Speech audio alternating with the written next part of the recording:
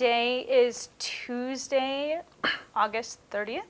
My name is Brookes Ebetsch. We're here at the Institute for Latino Studies doing an oral history with Ixrael Rodriguez. Just Ixrael. When did you change your name? Explain to me, because originally, I know we did a poster with you in 2002, and the name that appears on it is Ixrael Rodriguez for the AIDS Project. But so you've changed, you're just Ixrael now. Yeah, I changed my name in 1999. Okay. The reason is because a lot of people confuse my name like I'm Jewish. Like always is Israel, and are you from Israel? So this is one point. The second one is I like the X better than S because it's kind of more Nahuatl or Maya or Mesoamerican letter. So I like that. And what I avoid my last name is because there are too many Rodriguez, especially in Los Angeles where I used to live for several years. Every artist is Rodriguez, everyone. So it's very confusing. And another reason is I don't want like people identify me or put me in a square like you are like this kind of people or this kind of artist. In this case, a Latino or Hispanic or Mexican or whatever. And then people have stereotypes, and all the time it's like, oh, this is for this ethnic group or something like that. So I always try to work like just like a man or like a human, just whatever your color or your background, you are just who you are. So it's like a just for name. Another reason, I have another one. It's that Rodriguez or any Hispanic last names have no meaning. So it's just kind of ridiculous, I mean, Rodriguez means like the son of Rodrigo, but who is Rodrigo? And I don't feel proud for that, for that last names, that identification. For me, like in other cultures, like in Indian cultures or in Asia, the last name have some meaning. So when you're born or where or anything, you have something magical about your life. But it's ridiculous for me to have this kind of last name, just So this is your way of kind of reclaiming your own name. Yeah, to reinvent your personality too, You try to, especially in arts, like it's interesting to your sign. It's your sign. It's just your name. So it's just simple, like Israel. That's why. So how do your parents feel about it? They don't care, It doesn't bother them? No. So can you tell us a little bit about your background then, how you ended up getting interested in art? I know you went to a school in Xochimilco for art, but before that, before you went to school, what got you into the field of art? I born in Mexico City, but my parents came from Guerrero. It's a state in the West Coast, in the mountains. So they always looking to live outside the city. So we moved when I was a child. So I grew up in Morelos, in a little town. So like a regular childhood, But then when I was a teenager, I moved to Mexico City. So I find the art when I was looking for something because I didn't find anything really I like or really enjoy it. It's like I was a strange guy. So it's the school. I didn't want to go to school, and then I started working in have no sense that kind of works I used to do. So when I find art, when I find the school, San Carlos, in Xochimilco, it's like everything start making sense. This is cool to do this. So I started there in Mexico City for several years. I don't know, 4 or 5 years. Study art and a little bit of everything: painting, printmaking, sculpture, ceramic, a little bit. So it's like I never learned anything really. So you say you found San Carlos. How did that happen? Did you just walk into it one day? Did you have friends that you were spending time with who said, "Oh, there's this place"? Or no, my father was a carpenter. He used to work with architects, and he designed furniture he learned for himself. But he always needs like somebody helps him to do perspectives or designs. So he have a shop with some workers. So when I leave my family, so I felt a little guilty to leave him. So I started, wow, why not I study or I learning something I can help him. So I started study design, furniture design, and architecture, drafter, something like that. And in my class, one day in my class, I was working in a perspective. So the teacher, she told me, make a decoration, put some decoration in your drawing. So I start painting, drawing a picture on the wall. I mean, this is supposed to be the wall, a picture with some very traditional sandias or something very, very decorative subjects. So when she looks my picture, she says, "Wow, you are an artist. This is beautiful. This picture." I mean, the another thing, the perspective was very, very nothing interesting, but the picture, she's really surprised for that. So this, wow, why don't you go to the school, go to learn arts? I mean, learn art where or what? And yeah, she's told me, oh, this is the school. Go there. So when I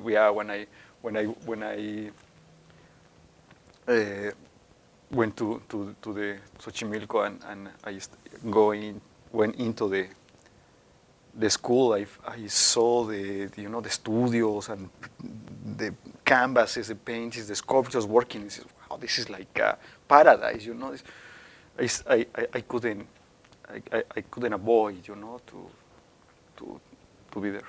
And how many years did you spend at San Carlos then?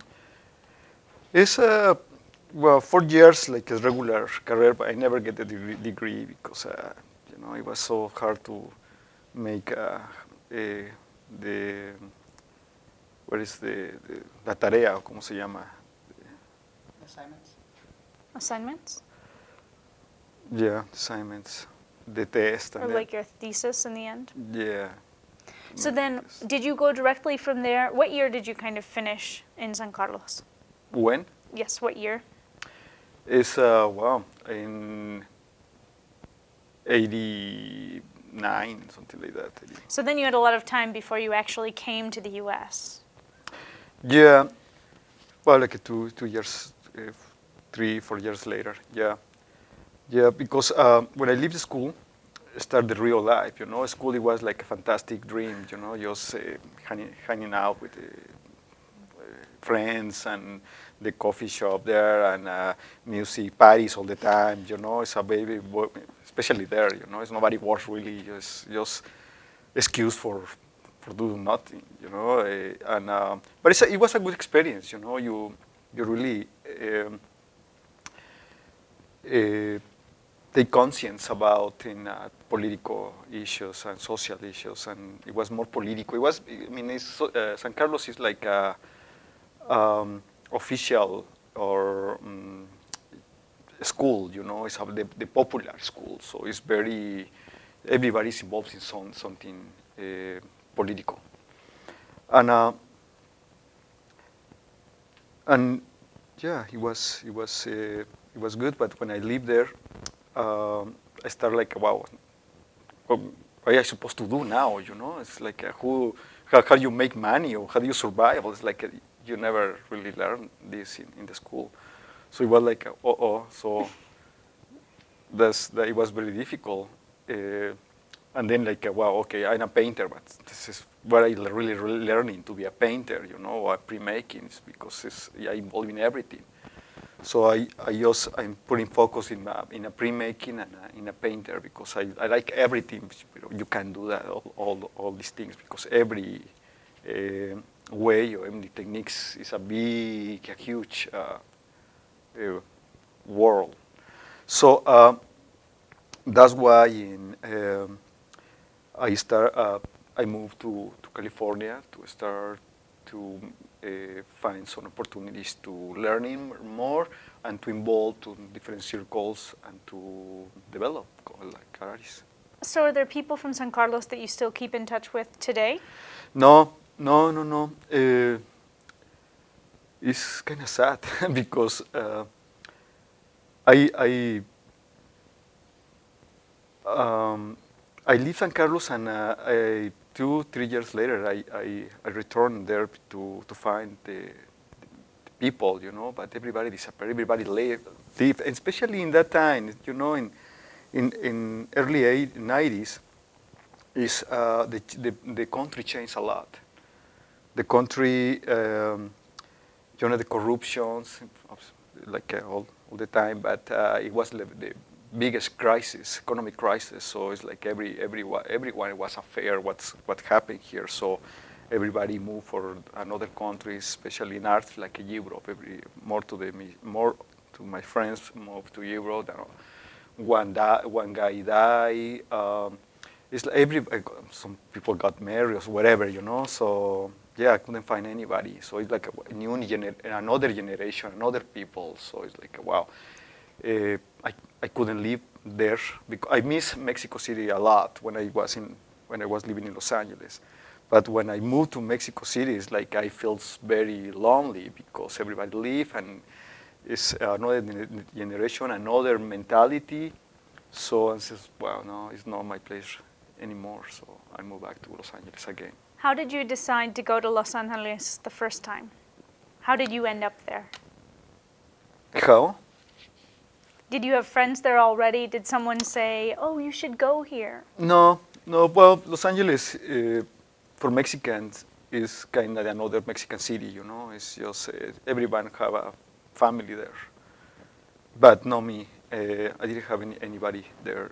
But you feel like a home, because Spanish is very common. Everyone speaks Spanish. Everyone is very close, in cultural in certain ways. But most of the people lives in Los Angeles. Mexican people come from different countries, especially North Mexico. So not really from Mexico City. So it's kind of different way. So yeah, I go there and start working, and I involved in social graphics. It was a cultural center, so I make some friends. We start working and survive like artists there. Were you living in East LA at the time? No, well, I used to live in different places, in Long Beach and South Central, and Venice one time in downtown. I never live in East LA really. It's more like a downtown to West Side or Highland Park, different. Is there a reason you never lived in East LA, or is it just by chance? No, just met friends and the opportunities to live in another parts. I never met really people from East LA. I mean, especially really the artists from working in working in circle graphics came from different parts. Nobody lives really in East LA. Why? Because East LA is the stereotype is like a dangerous place. It's kind of noisy. It's not really good. But I think it's nice. But I never had the opportunity to live. So tell me about your experience at Self-Help Graphics. What you liked, what you didn't like, the first time you came there.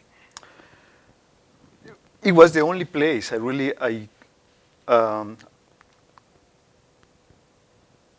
was open for me. I couldn't find another ones, you know, because I couldn't work in colleges or universities because I was like illegal there, and it was very a few centers or community centers you really can work there. So Social Graphics was very open for me. I met the director, Sister Karen, and she was very nice person and very open, and she said, do it. This is the right place. So it was fantastic. I met most of the artists there, and especially from everywhere, but especially like Chicanos and Mexican American artists. It was for me it was fantastic because it was like a new culture, new mentality, new people, you know, different people like I used to be accustomed. So it was a great experience. So had you been continuing to create art between the time you graduated or you left San Carlos to the time you got to LA? Yeah, all the time. But you know, always like artists, you have to do something else. But I always in the night, so any free time, I always like try to do every day some of my work. Were you making prints or were you doing paintings at the time? I used different things. I mean, prints and drawings, paintings in small sizes, ceramics or something I can do it. But I put in focus, especially when I got to Los Angeles. I started just working in prints really, because it was the most accessible technique for me there. Because to have a studio, painting studio, was so expensive, and self-graphics it was just for graphics, you know. So yeah, more to the time I started working in, especially Woodblock. And so, had you done Woodblock before specifically, or did you just end up doing it because that was what was it, self-help? I took a classes in Mexico, in San Carlos with Pedro Asensio. He was very well-known printmaking artist, teacher, and different great printmakings, but just like a class. I never really put serious or make a lot of work there. Yeah, I think in self-graphics started to be a printmaking. I started working in printmaking and learning there in a serious way, you know. At what point then did you decide to transition to New York City instead of LA? Just to look in another experience, because it's like now Los Angeles, you know, it was it's a little, I know Los Angeles, and I felt like I couldn't pass another level there, another step. People stereotype you, people think, you know, the ethnic groups, they don't really, I didn't feel like it was like open city for me, exactly, you know, I mean, Mexican artists or whatever. And I felt tired to live in Los Angeles a little bit, you know, because, I don't know, there are different points, but I just visited New York, and I like to the city. It's really a fantastic city, so I think it's like explore now. I like to explore, you know, not just visiting. It's more like to really go in the city and what happening underground, and to know, the movement and to feel the energy and change a little bit of you. So I like it. So now I don't know if I want to live there forever, but for now it's nice. So compare for me the Latino communities that you were in LA to where you live now in New York. Do you live in like a Mexican neighborhood or a Latino neighborhood, or? That's interesting. Well, you know, both cities are really different because in Los Angeles it's like, there are areas, it's just African Americans and Mexicans or Salvadorians in this way, or the west side for Jewish or whatever, it's very like a ghettos, And in New York it's very mixed. There are certain areas, it's like the Latino, but Latinos like Puerto Ricans and Dominicans or Colombians, but it's very mixed. And I like that. I like, to see different races, different languages, and I don't know, it's fantastic. So where I live is different. Well, now I live in the Bronx, and Bronx is like the immigrant area. Most the people come from Caribbean, and African, and India, Latin America. So it's like the workers' class neighborhood, and it's kind of very interesting, very interesting. So how's the artistic community in New York City? Do you feel better, more at ease in that community there, or? Well, the artist community is huge. In New York is incredible. It's artists from everywhere, and good artists. It scares me. It's like, oh my God, it's like a lot of competence, and there are too many galleries, but it's not enough for the artists lives there. But yeah, I know it's hard to have opportunity there. I mean, I talked to some Can you people. hang on 2 seconds? Do you know? Se me Sorry. fue una inspiración. That's fine. Sorry. Do you have the cord? Okay. So tell me, are you actually interested in having gallery representation? Are you represented by someone now? Yeah, there are galleries in Los Angeles. There are galleries. Okay. Can represent me exclusively. I don't know if I'm looking for a gallery represent me. My approach is to really grew up. I mean, to develop, to explore myself and learning different and other techniques, in other mediums, and to take more information, visual information about what's going to happen now, in art, in the art world, because I felt in Los Angeles, especially, I felt a little primitive, like obsolete or out of time, because I see the new art there, the new generations of young guys. It's like it's totally different things in digital. I'm scared to use on this technology, but I try to involve a little bit, because I don't want just to be a last century artist or something like that. Try to be a little bit in this moment. So New York, I think is a perfect place for that, because you see all the time, every day things happens, and in this moment in different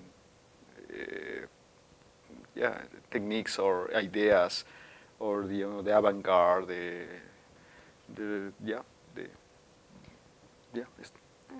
When I look at your work, there's a lot of things going on in many of your pieces. Some are more simplified, but many of your pieces, your bigger works specifically, have many different components to them. And I look at them as a sort of narrative type piece.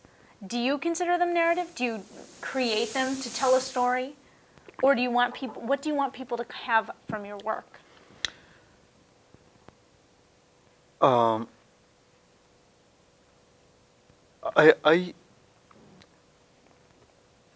don't looking really to say something for the people. People see my work like they find something and they feel something, or they making their own thing. That's good, you know. A lot of times people explain me my work, why they really thinking about it, or what does it mean for them, and surprise me. It's like, oh yeah, it's interesting, but I didn't really thinking in that. My work comes more for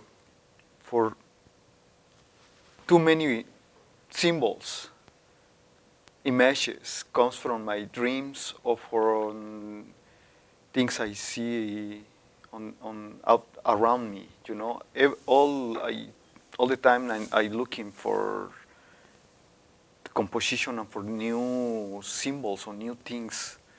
You know, and it's coming natural in my paintings. I never make like a previous sketch. It's just I make one thing and they start to making themselves. So I think it's my influence from I think the folk art in Mexico especially is like where I grew up. It was a lot of popular images, you know, in papel mache, in alebrijes, in a lot of art on the streets. So it's just like a memorize, you know. Especially this kind of style I developed here in United States, and I've been thinking why. I think it's just my memories about when you move in another area, it's like the nostalgia coming in you.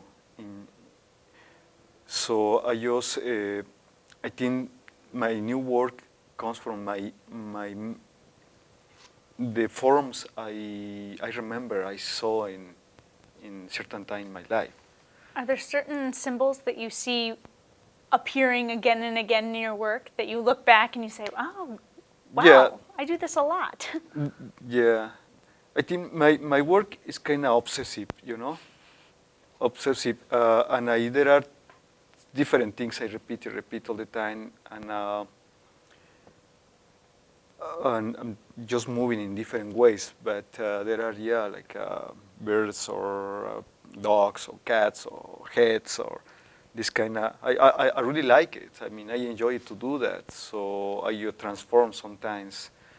But by this kind of my iconography, this kind of my words, I use it a lot, but making different composition. I don't think I repeat the same picture, but yeah, the symbols you can find in different pictures. But that's okay for me. I find like to let it go out my images, my ideas, and to do it. You know, I don't want to really scare away. I try to do something different. It's a process, you know, process. So where are you printing now that you live in New York? Do you have a press? Are you doing it at your house? Are you doing silk aquatint? What are you doing? There are too many printmaking shops in New York. It's like in every corner, you know. It's very popular printmaking in New York, more than Los Angeles. And a lot of people, they've been working in very classical, or I think the word is classical printmaking, you know. The old-fashioned printmaking, like etching, lithography in stones, and very, very, classical. And no, I just working in my studio, and I rented a shop. You know, I pay for an hour, or we make a deal with friends, have a press. So yeah, it's very open there. Everyone helps each other in New York. Do you consider yourself to be part of a certain group of people that, is there a community of people that kind of work in the same circles as you do often in New York, or do you kind of move around to different people all the time? I like to know people from different ways, different areas, you know. I never tried like to be in one group, but yeah, it's very common. Like everyone wants like this is the groups of los puertorriqueños y los dominicanos y los mexicanos y los chinos y todo. Everyone have like the circle and compact and. I'm not. I try to work with everybody I can do, and no, I've been working now like, in Bronx with a community center and community artists in South Bronx. It's very diverse. It's African Americans and Latinos. I work with them. In Brooklyn with another group of people like Brazilian people. In Queens with a very diverse groups like a local project. It's like a cultural center underground. I mean, everywhere. I'm not in any circle. Does it take a lot of effort to break out of those kind of constructed boxes that everybody has that says, "Oh, you're a Mexican. I know a Mexican group down the street you should be working Exactly. with." When I go to Los Angeles, I mean, everyone asks me, "Hey, where are you from?" No? I'm from Mexico. "Oh, you know, you should to go to there. I mean, this is the El Tepeyac. El Tepeyac is for Mexican." They have, yeah, but you know, I don't want to meet Mexico. I mean, I come from Mexico and Los Angeles. You know, I try to meet another kind of people. But no, but you know, the Mexicans are over there, so I say, okay. But no, I avoid just to. I mean, I don't care if there are people. I mean, there are a group. It's a very interesting group. Is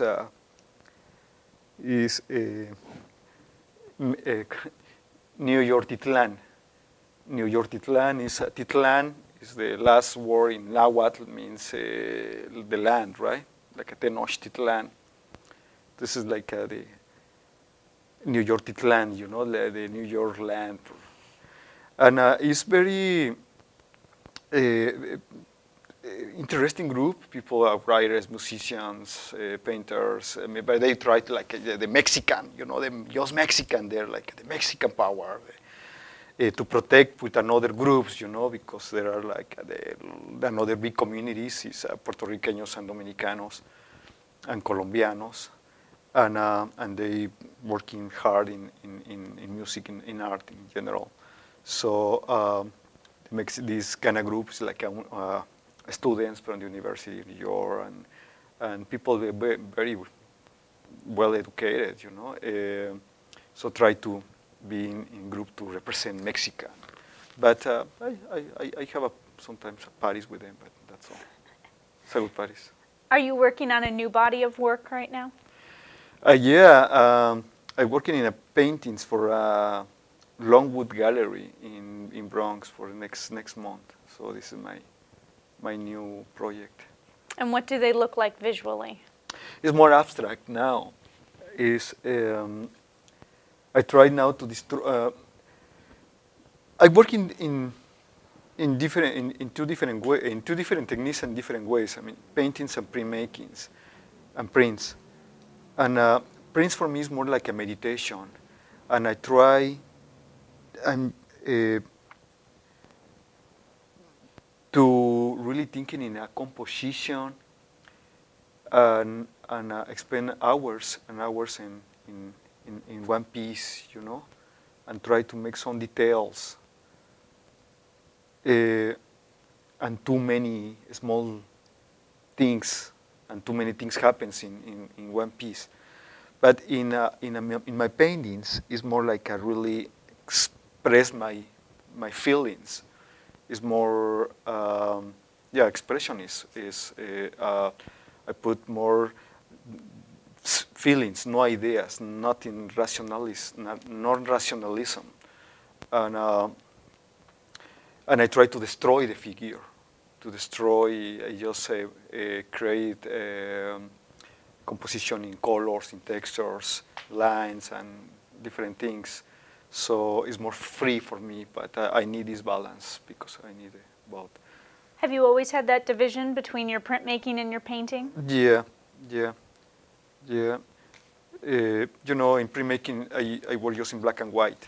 I really don't like color in print. So you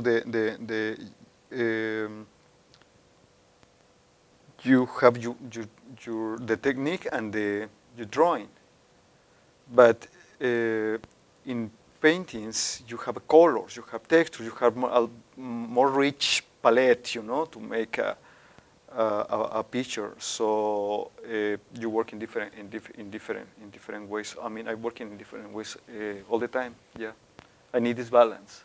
I can be just printmaking, or I can be just a painter. So I need both. It's a different way to do that. Well, I'd like to thank you very much for talking with us today. We look forward to seeing some paintings sometime soon. Sure. Thank you. Sure, I sent it to you. Thank you. Yeah.